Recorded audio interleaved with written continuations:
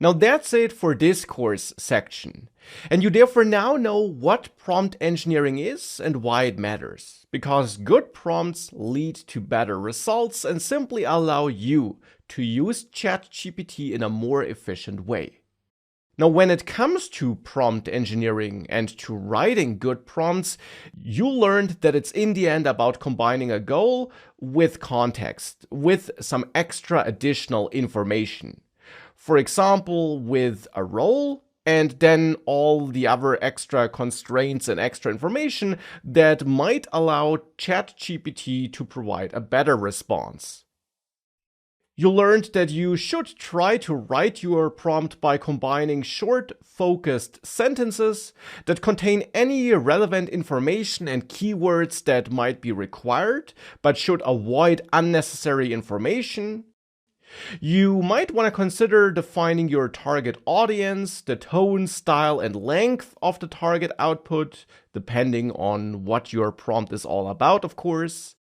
And that you can, for example, also control the output format, and for example, get ChatGPT to give you JSON formatted data instead of plain text as a response.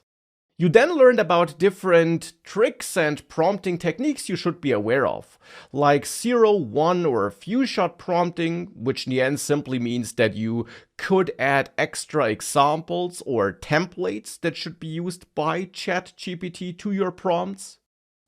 You learned about ask before answer prompting, which can be very useful since it gets ChatGPT to tell you which extra information might be needed. And you learned about these more niche and slightly more advanced techniques like perspective prompting, where for certain problems it can be useful to get ChatGPT to not just assume a single role, but multiple perspectives that can be used in the answer it generates.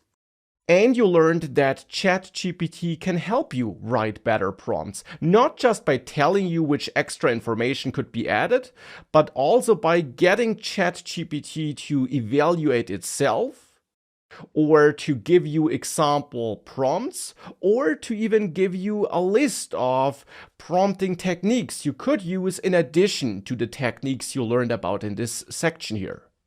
Now, what's really important to keep in mind is that ChatGPT still only gives you a starting point.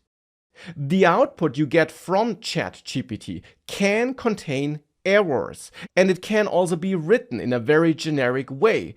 So you should therefore always evaluate the output, improve it, and add your own personal touch to it. Just throwing some problem at ChatGPT and then using the output without testing or checking or improving it can sometimes work, but can also sometimes lead to pretty bad results and potentially big problems. But with that, we now got the prompt engineering out of the way, and you now know what it takes to write good prompts, and we're therefore ready to dive deeper into this course and into ChatGPT and how it can be used to boost your productivity.